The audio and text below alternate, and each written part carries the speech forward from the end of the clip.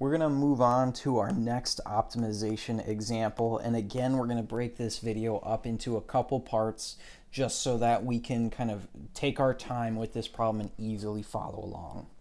So we have an office supply company that sells X buttons per month at P dollars per button.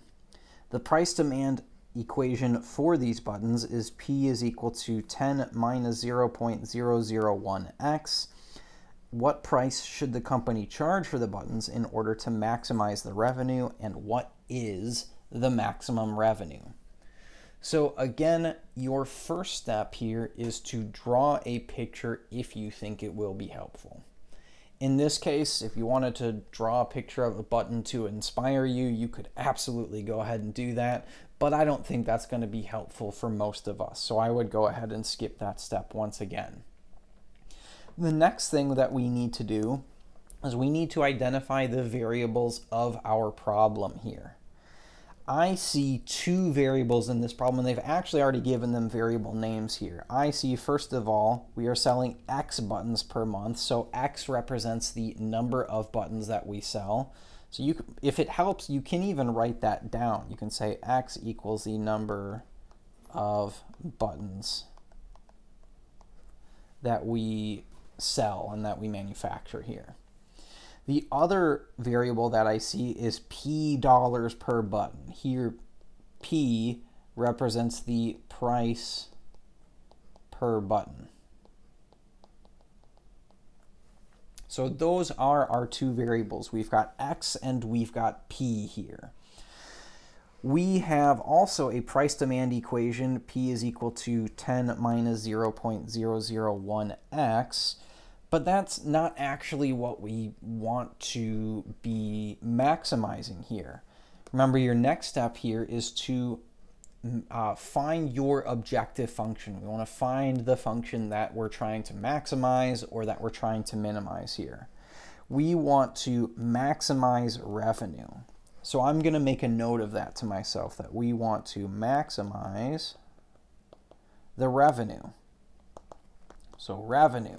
I need some equation for revenue. And if we think back to earlier sections, we have talked about how to find a revenue function. Revenue is the amount of money that you bring in sales of a product, which means revenue depends on two things. It depends on the price that you're selling a certain thing at, along with the quantity. How many of the thing did you sell? And then I multiply those two together. That would tell me the revenue that I've made. So the price, well, we have the price here. We just said that's P dollars per button. We identified that variable up here. And then the quantity, well, that's just how many of the buttons that I'm selling. So I'm going to say R is equal to P times X. So kind of just like we had last time, we end up with this equation that is in terms of two variables. We've got R equals P times X here.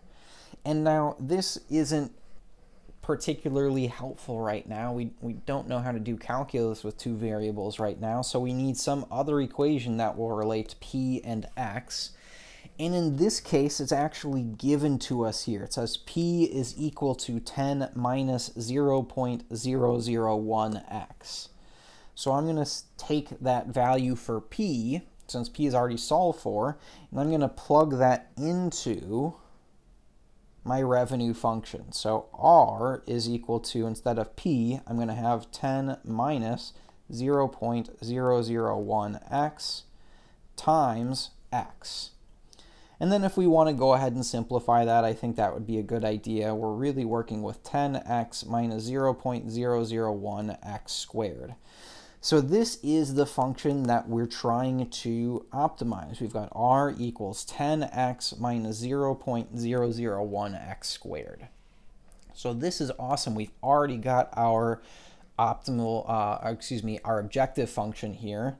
We're ready to go ahead and start optimizing, but before we can do that, actually kind of jumped ahead a little bit, we need to identify the domain of this function. So we've got R is equal to 10 x minus 0.001x squared. We want to know what is the domain of that function.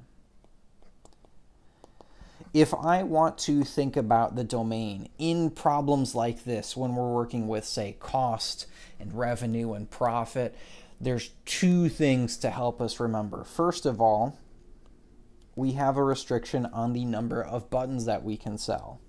First of all, X is the number of things that I'm manufacturing and selling. Well, if I'm a successful business, it doesn't really make sense for me to make a negative amount of something. That would be me destroying product, which why would I do that if I'm selling, if I'm trying to be a successful business? So one of my constraints is always going to be that X is greater than or equal to 0. I always want the quantity to be greater than or equal to 0. So that means X has to be a positive number. I guess it could be 0. There's an argument to be made that it could be strictly greater than 0, but I like to say greater than or equal to 0.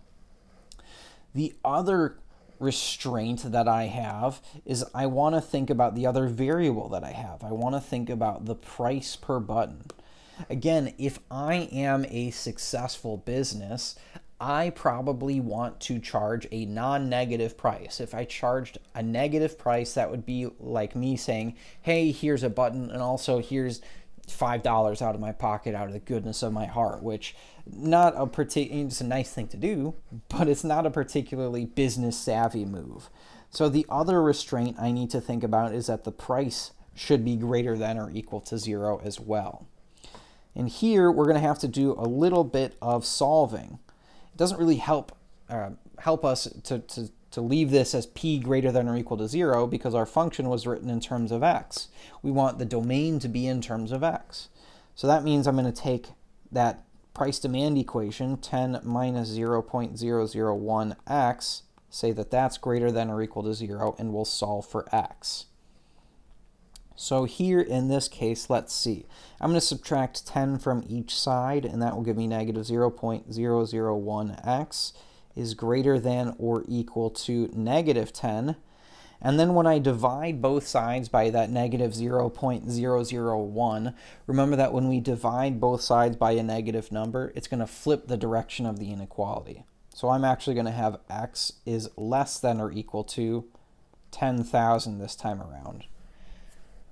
So my domain, I now have two parts to it. I'm saying x has to be greater than 0, so it has to be bigger than 0, but x also has to be less than 10,000. So x has to be between 0 and 10,000.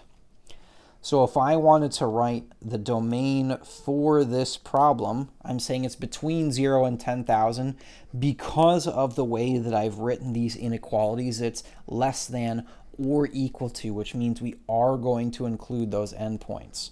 So between 0 and 1,000, we're going to say everything between 0 and 10,000, including those 2 points. This is the domain of my function. And I will need that in the next part of my process, in the next video here coming up, because that's going to tell me, in this case, we're working with a closed interval, so that means the process of finding our absolute maximum is going to look a little bit different than if we had an open interval like we did in the first problem.